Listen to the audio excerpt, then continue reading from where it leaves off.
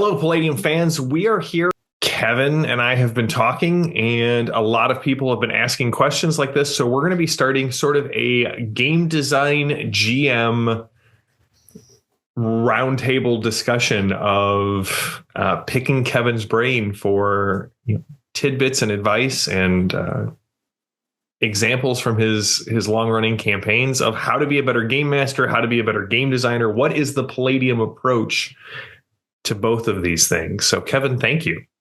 Oh, my pleasure. We're always getting questions about how do I game master, how do I design a campaign, and the interesting thing is I think a lot of the principles apply to your own personal private games and game design for publication, because a lot of the same principles, a lot of the same thought processes apply to both. Yeah. Well, and so we can sort of consider this a primer on the Palladium.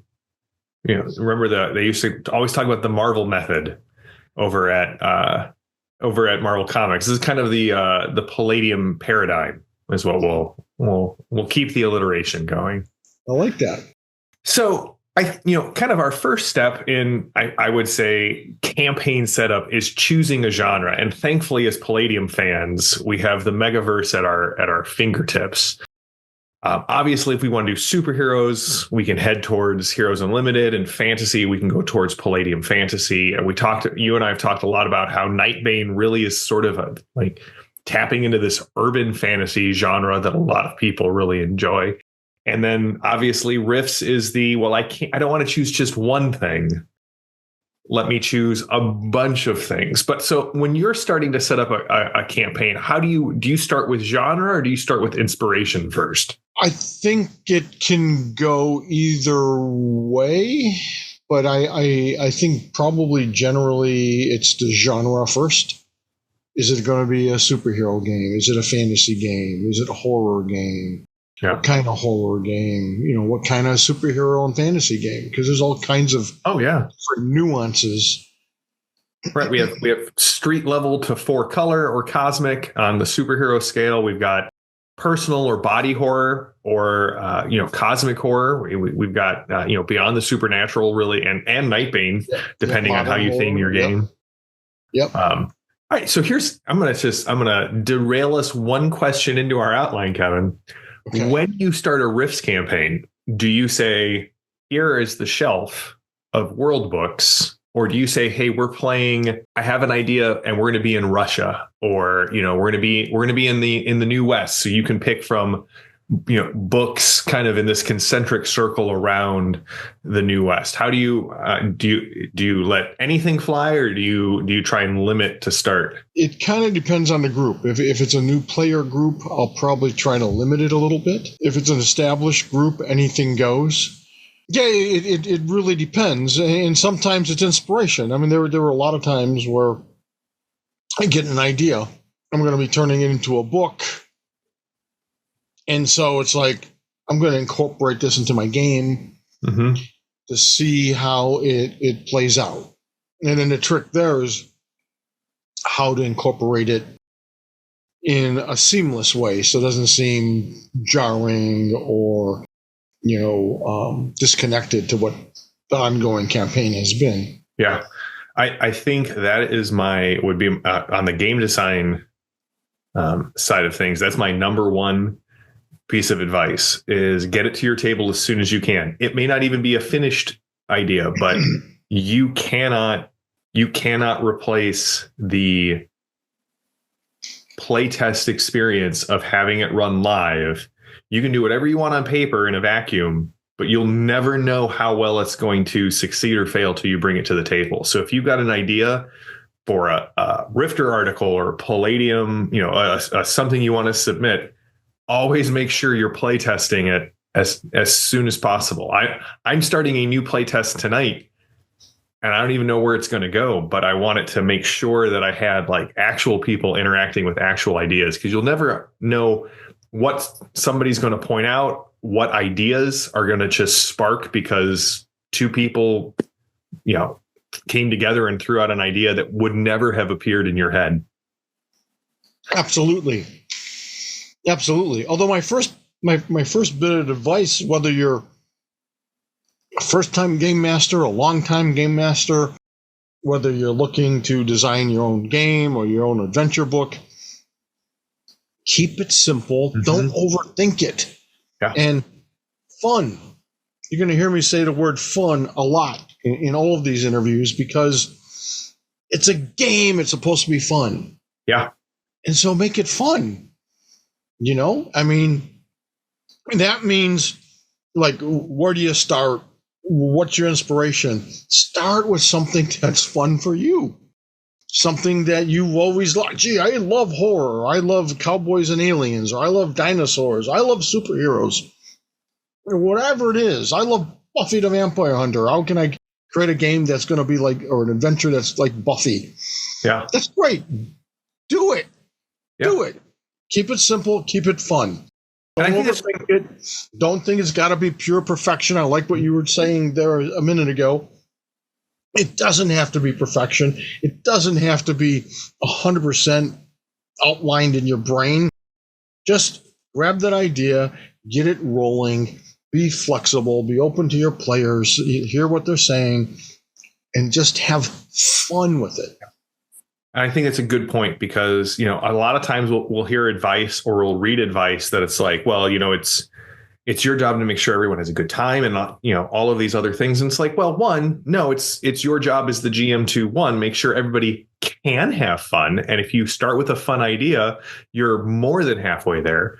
But also, especially in the modern, you know, kind of zeitgeist of gaming, a lot of people are learning about gaming through actual play shows with people who have professional teams helping them make sure everything looks polished and fresh. And it can be overwhelming. You can come away from, you know, modern game master advice or advice channels and be overwhelmed with all of the hats you think you have to wear, especially if you're starting off.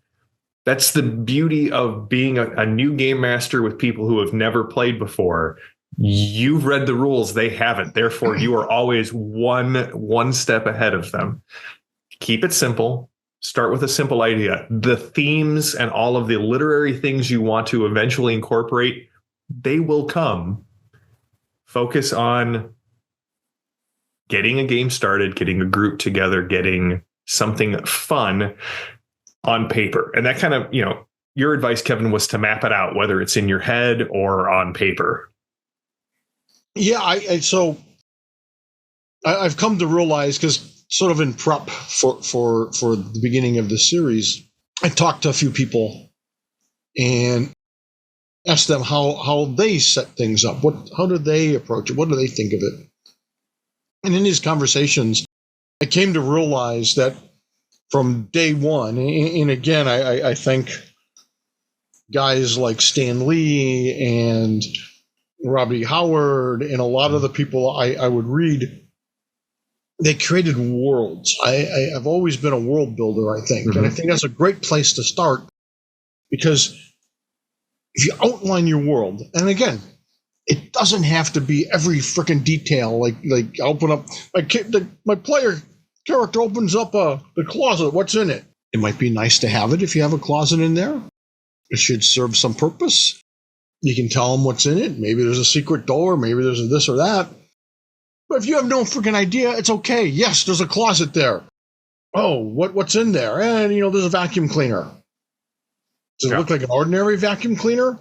You know, 2 seconds ago it was. But now that your player asked that, maybe it's not an ordinary vacuum cleaner. Maybe it's a Techno Wizard vacuum cleaner. Or maybe it's some weird experimental thing that kind of looks like a vacuum cleaner. Maybe it's a freaking alien disguised as a vacuum cleaner, or a demon or something. Who knows? Yeah. One of the greatest bits of advice that I had, because my original player group, which as everyone knows was like 26 people, grew to 26 people very rapidly. But they were kind of nurturing. And because I was a new game master, and like all game masters, new game masters, I was nervous. I wasn't sure what I was doing. I wasn't sure if I was doing it right. I wasn't sure if I was remembering the rules right. I was constantly checking the rule book. They would often tease me, oh, he's making it up as he goes. He doesn't know what he's doing. And half the time they were right. But that's okay, because I'm learning. And like anything else, the more you do it, the better you're going to get, the more comfortable you're going to get. Yeah. But one of the best things they ever did for me is they would say, and I think especially I must have looked stumped or something, or they could see the wheel spinning. And they would frequently say in the early days, remember, Kevin, you are the universe. This is whatever you want to make it. You are the universe. You're the ones who determines how the magic works, how this works, how that works, how the physics works. You are the universe. They don't know when they go like, what if you're doing a dungeon crawl? Okay, we're at the next door. What do we hear? They don't know. They don't know. Mm-hmm. You are the universe. You know what's behind that door, or you can completely change what's behind the door based on the adventure or what the players have just said. You are the universe. You have absolute power. You're Thanos. Use that in a good way. Don't be Thanos. Yeah. Use it in a good way to mold your adventure and give the players the experience you think that they want. And again, don't overthink that. As you said earlier, JM, yes, you want everyone to have a good time.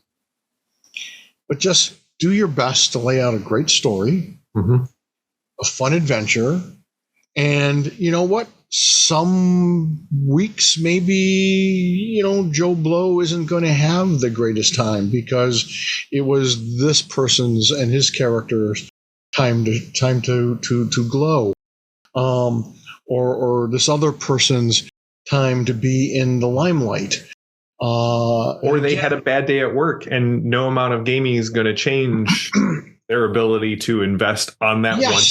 Yeah. Well, and we all have bad days. There are actually times, and by the way, I think this is okay.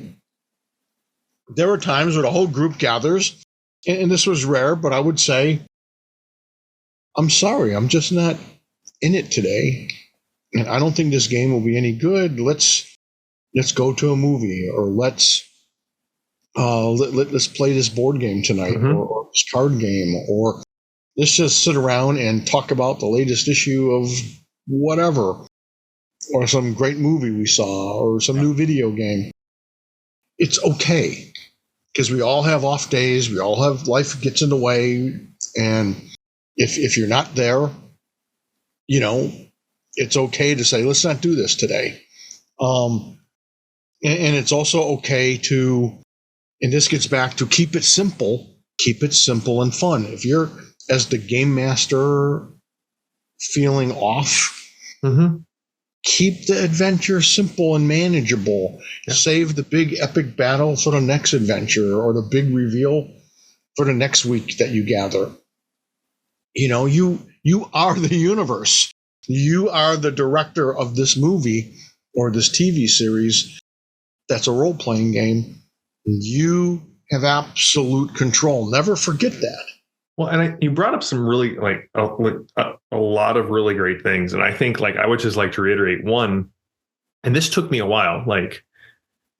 I've got some health issues, and sometimes they prevent me from running a game. And I've run most every Tuesday for the last 3 or 4 years.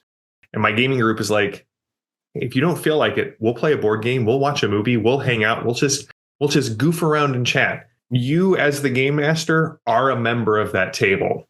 And the same grace you would extend to a player who was sick or not feeling well, give it to yourself. Yep. That's super important. And yeah, you are, as Kevin said, you are the universe.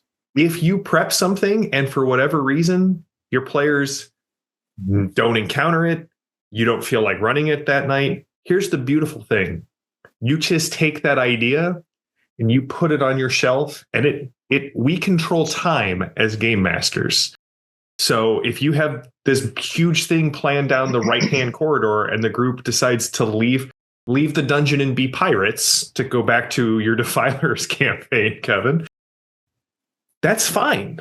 All of that stuff that you had, you can wait till they come back. It sits on the shelf kind of in stasis. You can cut it up and use different parts of it in different parts of your game. There is not an eminent time that you just have to keep. Well, we said we were doing this, so this, like, relax, give yourself a little grace. Yep. Now, and I think realizing that you have that, it seems weird to say power because it's not a power, but that you have that level of control and power, use it. And you had said, you control time, you control space and time. That great adventure that you expected to happen here, well, your group went there. And so you can still take that adventure that originally in your head was going to happen over here to over there. Make some modifications. One of my first adventures, and I've talked about this, I think, on other podcasts, I think. So one of my adventures, I thought it was first playing with someone who was a first-time game master. He was in my game for a while, then branched off on his own. And we're playing in his brand new campaign. And as I've mentioned before, I'm not the ideal player, because if something is stupid or that I've deemed as stupid or silly or pointless or I'm bored, I'm not like openly disruptive, but I become a problem. And so this guy had the classic, you're traveling, it's a fantasy game. We're traveling down this country road, and there's a fork in the road. And, one goes one way, one goes the other, which way you're going. And he makes it clear we want to go right to the town of something or other. And me being me, I'm like, well, what's left? Why don't we go left and see what's down there? No, you want to go here to the town of whatever. I'm like, I don't. My character, I forget what I was playing. I don't want to go to the town of whatever. I mean, we'll get there. What's left? Let's go left. The next thing you know, everyone is following me left. And rather than just, he should have never said the town was that way, or he could have just had, just the roads branch off, but over time they go back to the same road. It happens in real life. Why can't it happen in your freaking game? Instead, he threw everything at us. It was like, oh, the bridge is out. Well, we'll build and climb over it. And he's like, oh, and it's like, so we get over the bridge, and then it's like, oh, there's a mudslide. And we're like, oh, and we dealt with that, and we still want to go down. Now we want to go. We're more determined to go left and down that road than ever, because he's throwing all this stuff at us. And it was just silly. He's the universe. Mm-hmm. Let us wander off down there, throw some side adventure at us to teach us a lesson that maybe you should follow my lead, jerkweeds. That brings up encountered all kinds of different little adventures. We could have run into fairies or a monster or a mama bear protecting your bear cub. Anything. You're the universe. It could have been anything. And we would have felt like we had free will, mm-hmm. and that we're on this adventure of our own choosing. And then, you ultimately put us wherever the hell you wanted us to go. Or you make it so that, you know what, this is a waste of our time. We should turn back and go to the town of whatever. Mm-hmm. He didn't have to do all that silly stuff. And he was so entrenched in what he thought the adventure should be. And it's good to have a clear idea of your environment. Mm-hmm. And I got a little off track about that earlier. That was going to be my point. I'm a world builder. So where I like to start, and I've realized, I don't know if this was even conscious when I started doing it, but when I look back at everything, I like to build my area. So if your superheroes working, operating out of Detroit or Chicago, I'm going to have an idea of where your base is. I'm going to have an idea of what's in the actual city. I'm going to find some map. I'm going to have clear ideas of what the environment is. And that goes into, do the police cooperate with us? Are you playing vigilantes? Do we have a secret headquarters and secret identities? Are these public heroes? I kind of hash all that out. I think about what their environment or what their reputation might be. And then I kind of create what I'm going to want this faction or this villain or this happening. And because, they're famous for having done something, whether it's the backstory or a previous adventure. So this villain, who's the brother of the people that they defeated, put in jail or killed, he's got it out for them, but they don't know it yet. And I set up my adventure or my setting, whether it's tiny or whether it's expansive, I set up my adventure or my world, the region, so that wherever they want to go, I have an idea of what's there. And I have an idea of these different storylines and plots. So if things are going slow and the story isn't going this way, I can drop in that guy who's out to avenge his brother. And he's over here in this warehouse where you thought it was just a simple smuggling ring, but no, it's a trap. For you guys, it's all been a setup. Or it is a simple smuggling ring, except he's the head of the ring. Yeah. Or he's the protector or the enforcer. But if you know what the world is, and again, by world, it could just be that simple dungeon that your characters are going to, or the ruins, or this little hamlet and what's around it. And what the group doesn't know is there's a coven of witches working over here, and there's a will-o'-the-wisp that's causing trouble over there. And there's this helpful brownie who's got important information if and when they come across it. You are the universe. Create your world, your setting, and then drop your players in it and let them loose. It's like when you take your kids to a playground. You take them, you go, here you go. You got certain rules. If you get lost, we meet here. Be back in an hour.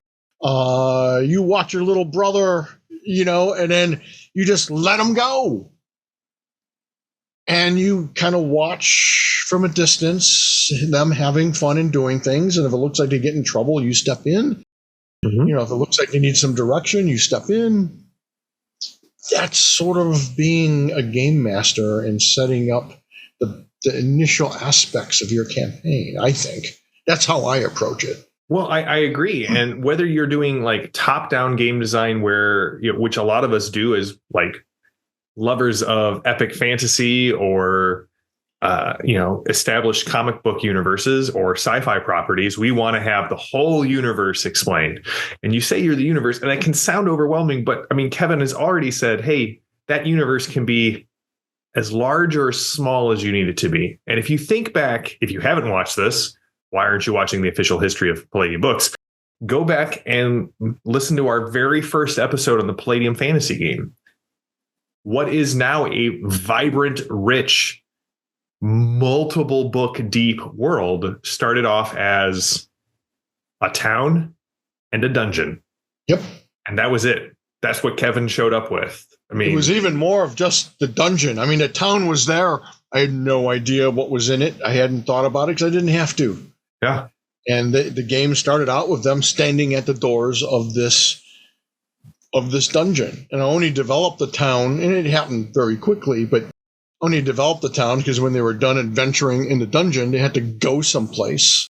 And if they had loot, they wanted to buy new stuff. And I'm like, oh, yeah. So that's when, and this is a great example of start whatever it feels comfortable for you.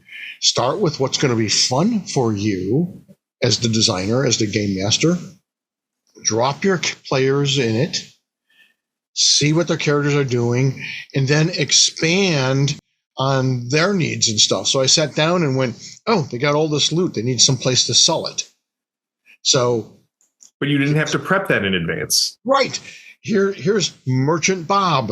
And, oh, gee, they're going to want to buy armor and stuff. Is there an armory in the town? Of course, there must be. Yeah. And so there's a blacksmith and an armorer. And, of course, a tavern. You got to have a tavern. And they need some kind of boarding house to stay. And then what's really important to me every step of the way in designing my campaign and designing villains and NPCs and even locations is like a reporter. I sit down and ask who, what, where, why, when, how. Because I want my stuff to make sense. I want there to be continuity and connectivity. I want it to make sense. I want it to feel fun and natural. So I asked myself about all these things. And so, here's the tavern, and who runs the tavern? Mm-hmm. Why is he here in this backwater town that's always getting trampled by monsters that come out of the Palladium Desire? I apply that to all the characters, to the establishments, and then I think, what is their goal? What is their desire? How committed are they to that? Have they given up? Are they broken? What's their alignment? Because to me, our alignments are the characters' moral codes. Mm-hmm. So I know what. So okay, he's a tavern owner now, but he retired as a 7th level mercenary who fought Wolfen or became friends with the Wolfen. That's why he's here, because he thinks the Wolfen are getting a bad rap. And he likes the Wolfen, and he regularly trades with the Wolfen, which, by the way, is a potential hook for adventure later when the character would go, holy shit, there's a Wolfen in town! And you can see how it's already just, and I'm just kind of making this stuff up as I'm going, and, well, I'm recounting some of it too, but you see how it kind of grows and develops all by itself, because when you take that kind of approach, it's a living world. Yeah. And you are the universe. So if something isn't working, you can change it. You can kill that storyline, in some way that makes sense and move on to something else.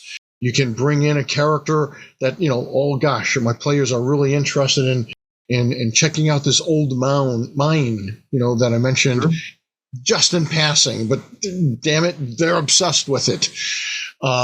So I ask again, where is that mine? Why is it there? What was mined from it? Right. Who did it? Was it humans? Was it dwarves? Was it kobolds? Was it whatever? I had people in my campaign, they would be traveling and in Ophid's Graphlands all over the place. There's these standing stones. And it's like, is it an ancient civilization? Mm-hmm. Who built this? Why did they build it? And in that particular instance, this was also the home of a lot of Spriggans, which is a type of fairy folk that like to build things with stones, especially towers and standing stones and bridges and that kind of thing. Well, you're out in a prairie, so, a grassland, so you're not going to be building bridges. But they would build these monoliths and towers and stone huts and little statuary kind of things, and they were interesting and intriguing, but that's what it was. And they would run into these Spriggans, and the Spriggans who lived there, they had valuable information about the bugbears and where not to go, and there's a witch down over here, and you better be, better not go there. But the group's like, but some kids or fairy folk went missing, and I bet that witch has them. And we need to check her out. And again, it rolls. And maybe I don't even know what kind of witch she is at the moment, but I'm the universe. So as I have them tromping along, going to where the witch is located, maybe throwing a couple little side adventures at them, my mind is going, thinking, okay, she's this kind of witch. She's just a lone wolf. She's an outcast. Who is she? What is she? Oh, she's an ogre. She's an ogre witch, because not a lot of humans are out here. It makes sense. And I just roll with it. And by the time they get there, I have a pretty good idea of what she is. And meanwhile, I'm making little notes, maybe even as they encounter her, and they're asking her questions, I'm making notes. Okay, she's 7th level. She knows these spells for sure. Does she have the kids or the fairy folk that went missing? Maybe. So I determined yes, no. If she doesn't have them, does she know who has them? Is she going to cut a deal? Is she? And I like throwing characters off balance and giving them other missions. So here they think the witch, this ogre witch, she's the one who's the troublemaker. We're going to find those kids and liberate them. And it's like she says, no, I never do things like that. I love children. And, in my case, I had 26 people, 26 players, right? So somebody can I tell if she's telling the truth? I cast my spell, or, I'm checking her aura because I'm a mind mage or whatever. And it's like, yeah, she's telling the truth. And you're like, really? She's a witch who loves kids, because Hansel and Gretel's kind of mind, right? And it's like, oh, she would never hurt a kid. All right. And she says, but I know who probably has them. Or I know for sure who has them. And the players are like, okay, tell us. Yeah, now you got to do something for me first. And now you put a timer on what's going on with the kids. And that's like, I read this book a while ago called How to Write Comics the DC Comics Way. Mm-hmm. Where it's like you want to have at least 3 plots going on, and the timers are ticking on each of them. I apply it to role-playing games because here's the thing. Whether you're playing fantasy or horror or sci-fi or riffs or superheroes, stopping things when time seems to have run out is what heroes do. It's they show up at the last possible second and snatch victory out of defeat. So suddenly the witch sends you on another quest, and well, what's the time progress? What's the timeline for whoever actually took the kids? Well, let's face it, this is no slam on players. I love role players. I adore role players. But most role players are procrastinators. Much true. Are ADD. So it's like, oh, look at the pretty flower. Is that a ruin? Is that a fairy or a butterfly? Stay focused. If they have some time constraints, it creates a sense of urgency, especially if you, the game master, are reminding them, yeah, you can go check that out. You can do whatever you want. You can go, hunt a buffalo, skin it, bake it, cook it, spend the whole week preparing it. But what's happening to those kids? Yeah. And the witch's mission. And, you want to keep it kind of going and have a sense of pacing and a sense of urgency.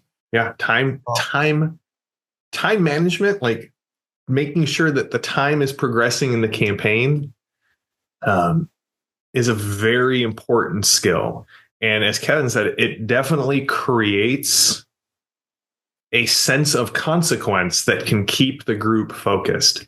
We have to do X and Y by the full moon, or else this bad thing happens. Which means we can't do Z because the full moon's only 2 weeks away and it's going to take us a week of travel. Okay, now we only actually have 7 days to get both of these things done. Yep. And here's a little game master tip. We talked about GM having an off day, or I'm just not on. That's the day to let your players kind of wander off and procrastinate. Let them spend 2 hours of game time buying all kinds of crap in town, because, they don't know you're having an off day, and they don't know they're having fun because they're buying stuff with the loot they got from the previous adventure. So they're having fun, and you can kind of lean back and take it easy. And then once everything's done, you say, well, you guys are all set. You got all your gear. You've got a plan. You got your marching orders. Next game. We're there. Off. Yeah, exactly. And it works great because, like I said, you are the universe. Yeah. So my second most important piece of GMing advice. My first is always say the names you're going to use out loud, because you never know when you're going to say something like the knight who has runes all over his armor in his service of, this evil witch, and they ask what his name is, and in your head you come up with this really cool line, and you say, it echoes in his mask, and he says, "I have no name but duty." And the whole table falls apart because they start calling him Duty. So say everything out loud at least once so that you won't have that, to my ever shame. This has stuck with me. But my second most important piece of advice, if what Kevin and I are saying sounds insurmountable, like how do I come up with a witch on the fly? Here's the great thing about being at the table. Excuse yourself. Come up with hey, I've got to go get a drink. I've got to go get a refill. I have to use the restroom. It gives you 2 to 5 minutes of going, okay, they did something I didn't think. What's the most plausible explanation for what's going on? And then you come back and you're like, oh, I've got my drink. I'm ready to go. And here's what happened. And everyone will be convinced you're improv genius. There's another trick. If they say, well, what kind of witch, how, do we know anything about her?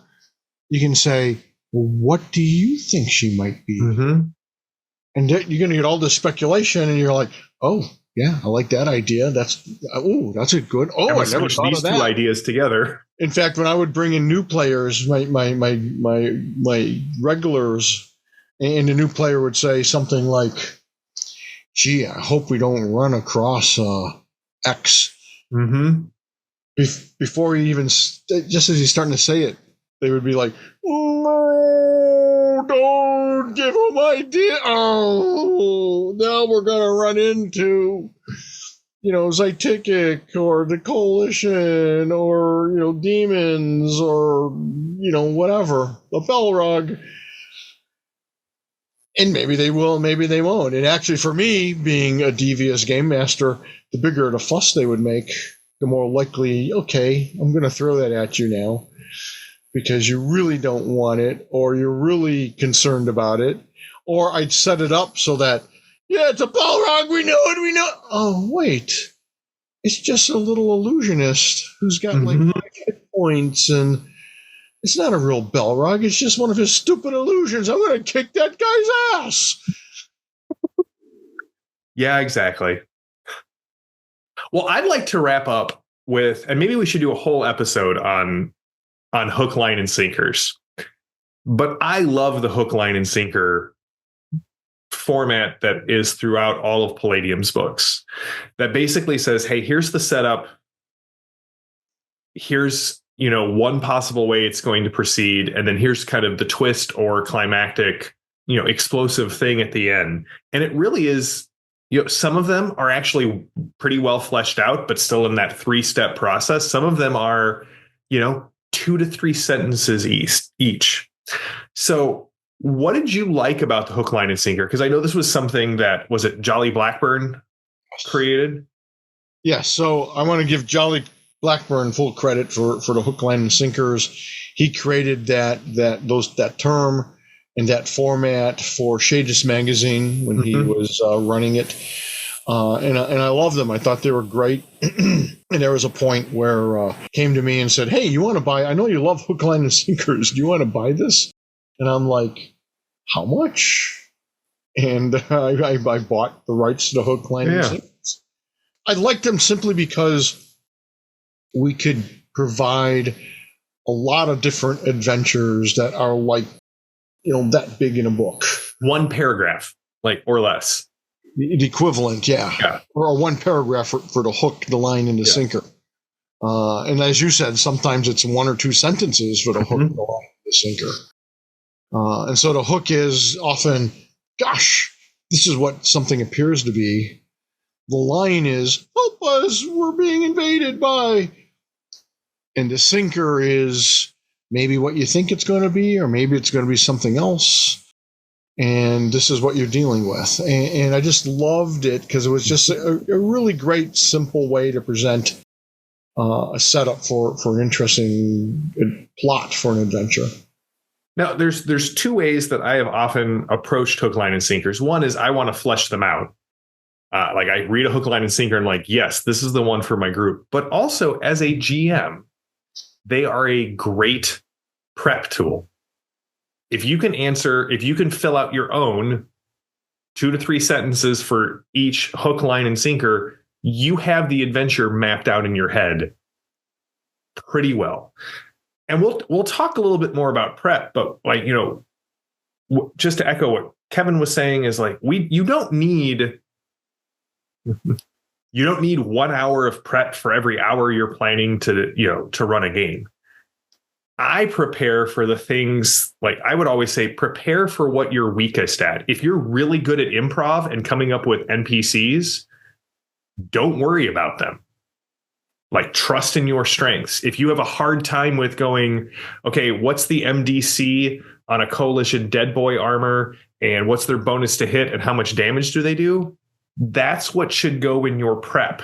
Like, what are the monsters? Now, if you have the entire catalog of Palladium fantasy monsters memorized, or can fudge them as easily as, just go, okay, it's about this much SDC, it would do about this much damage and have this much bonus.